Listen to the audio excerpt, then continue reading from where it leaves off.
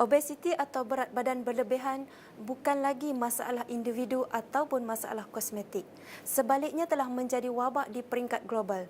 Lebih daripada 2.1 bilion penduduk di dunia mengalami masalah berlebihan berat badan dan 312 juta daripadanya mengalami masalah obesiti.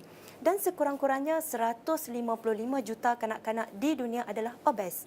Secara global, obesiti berada di tangga yang keenam, dikenal pasti sebagai faktor risiko yang menyumbang kepada beban penyakit yang lain. Ancaman obesiti akan memberikan kesan kepada kesihatan dan mendatangkan pelbagai penyakit tidak berjangkit. Akibatnya, umat Islam pada hari ini banyak terdedah kepada risiko dan komplikasinya sekiranya tidak mengamalkan prinsip pemakanan dan kesihatan yang berlandaskan perintah agama. Justru atas kesedaran ini, Institut Kefahaman Islam Malaysia akan mengadakan satu seminar sehari daripada malnutrisi kepada obesiti menelusuri tabiat makan umat Islam di Malaysia. Ia bertujuan untuk meninjau corak pemakanan terkini dan impaknya kepada kesihatan umat Islam pada hari ini. Prevalence dan senario obesiti dapat menggambarkan sejauh mana keseriusan masalah ini melanda khususnya dalam masyarakat di Malaysia. Menurut statistik, 1 daripada 2 orang dewasa di Malaysia mengalami masalah obesiti. Apakah pemakanan sihat itu melibatkan kos yang tinggi?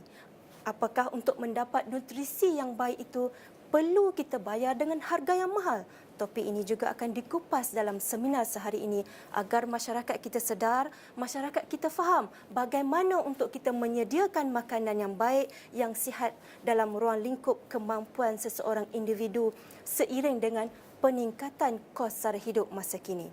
Jika dahulu, ramai orang yang sakit disebabkan oleh kekurangan ataupun ketidakcukupan zat makanan. Namun sekarang disebabkan oleh berlebihan zat makanan. Banyak sekali faktor yang menyebabkan berlakunya kepada masalah obesiti ini yang kadang-kala ia tidak dapat diduga pun menjadi penyebab. Dalam seminar ini juga bakal dibincangkan topik berkaitan dengan penyebab obesiti jangkaan yang tidak diduga. Cabaran peningkatan obesiti melakar kesihatan masa depan merupakan topik yang akan dibahaskan.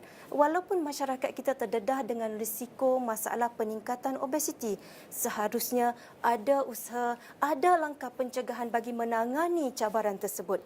Ini adalah untuk melihat status kesihatan masyarakat di tahap yang optimum dan dalam rangka negara kita menyediakan ummah yang sihat, ummah yang berkualiti dan hebat bermaruah. Akhirnya kita wajar kembali kepada ajaran Islam yang sebenar yang digariskan oleh Al-Quran dan juga As-Sunnah. Ini kerana kesihatan itu adalah sebuah aset yang penting yang menjadi tanggungjawab kita untuk memelihara, untuk mengekalkan aset yang kita miliki tersebut. Kerana mati itu pasti, tetapi yang menjadi sihat itu adalah pilihan. Sebab itu pilihan itu di tangan kita.